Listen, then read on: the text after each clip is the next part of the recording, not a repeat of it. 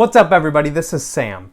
So I'm in my late 20s and I see 30 creeping around the corner, and I know that this is an age that a lot of people tend to put on a pedestal. They start to worry about it, and I'm not really sure why, because personally I'm not stressed about this age at all. Maybe they don't like that they don't have everything completely figured out in their life. Maybe they don't like that their fitness isn't where they want it to be. Maybe they're just concerned that they haven't achieved all the goals that they had set for themselves that they needed to achieve by the age of 30. So I don't really know what the issue is with the age of 30, but today I'm going to give you some absolutely realistic goals that you should shoot for by the time that you reach that age. Each of these goals are very realistic and very attainable. It's something that you should just keep in the back of your mind, not something to stress about. Actually, if you keep these in the back of your mind and you keep calm, it should help you reduce your stress, knowing that you're on track for really good goals. It will not only help you keep track of how you're doing every current day, but it'll also ensure that you're going to have a future that you'll be proud of. These goals are a mix of financial and social goals, so they'll hit on every aspect of your life. They don't require any special skills or any prerequisites really, so you just need to keep in mind that all of these are completely attainable by you. So I hope that you really enjoyed this video, and if you do, definitely consider subscribing to the channel and hit the like button. It will help me out so much. So let's get right to the goals. The first great goal for you to have set is to be completely out of debt by the time that you're 30. So what I'm saying here is be out of all bad debt except for your house. So too many people nowadays let their debt linger, and it just keeps piling up and piling up and piling up, and there's no real plan to get out of that debt. So what this does is by the time that you're ready to retire, you're actually nowhere near financially stable to do so. But if you start clearing your debt early, you'll be able to plan on an earlier retirement than most of the people that you know. Now, the largest debt that you probably have if you went to school is student loan debt. And this is something that you're really going to have to buckle down on and be very intense on clearing. What I suggest here is going through all of the different student loans that you have, adding those together, and then figuring out how much you need to pay every single month to clear that by the age of 30. Now you need to keep in mind the interest rate. The next biggest debt that you may own is a car loan. Now honestly, what I suggest here is if you have a car with a loan on it, consider selling that car and buying something that you can actually afford. And when I say afford, I mean you just buy the car flat out. Personally, I drove a 2001 Camry from the year 2008 to 2018, and it was such a great financial choice for me. This car was completely paid for and saved me tens of thousands of dollars. A new car of similar style would have cost me about $300 every single month for those 10 years that I drove that Camry, and I kept thinking about that every month that I continued to drive it. Now, was this Camry a cool car? Absolutely not. But it was very reliable and it was paid for. Simply planning out how you're going to be paying off your debt is going to help you achieve the rest of the goals in this list. Number 2 is to keep strong relationships with your friends. By the time that you're 30, you won't have as many opportunities to hang out with your friends like you did early on. So you might be married, you might have a full-time job, you may have kids, and all of these are going to be taking up your time that you would have normally spent with your friends. Just don't let these become excuses to lose your friends.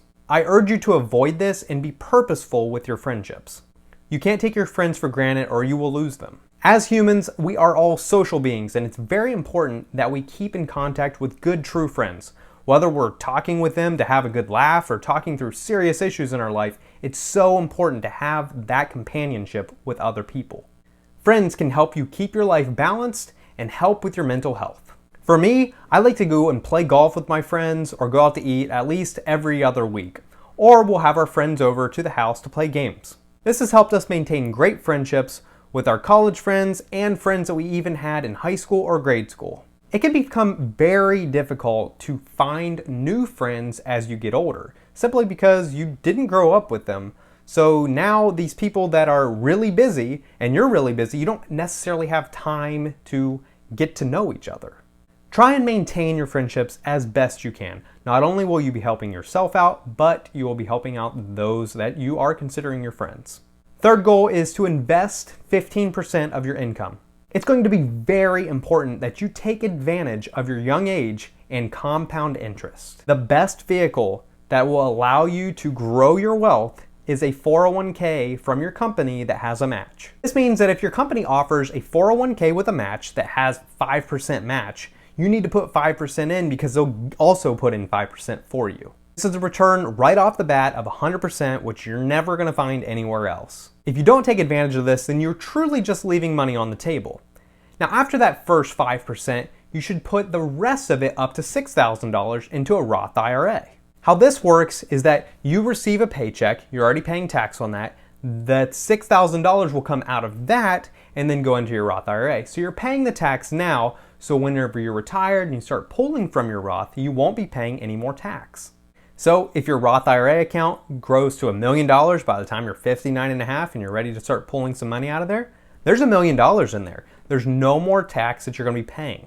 If after you put 5% in your 401k and then you put $6,000 into your Roth IRA and you still haven't paid 15% of your income into an investment, you need to invest the rest either in mutual funds or into your company 401k. So here's the magic of this plan. So for an example, say that you're making $50,000 at the age of 25 and you plan to retire at the age of 65. This gives you 40 years of putting money into your investments. If you never receive a raise for 40 years, which is incredibly unrealistic, but you're still saving 15% or $7,500, your account will grow up to $2 million if it just increases by 8% a year. You will also be most likely seeing raises every single year, so this number is actually very low compared to what you're actually going to see. Number 4 goal is to be completely financial independent from anyone else. Don't be taking any money from your parents. Don't be expecting any gifts to actually suit your life. Everything that you own should come from you. And number 5, make sure that you're writing down every single goal along the way. This will help you stay accountable to everything that you want to accomplish. If you don't write it down, then it doesn't truly exist anywhere but your head. But if you write it down, there's something for you to reference, something for you to go back and say, yes, I accomplished this. I hope that you enjoyed this video, and if you did, consider subscribing to the channel and like this. Also, leave a comment down below for anything that I may have missed. Appreciate your time, and I look forward to seeing you in the next video.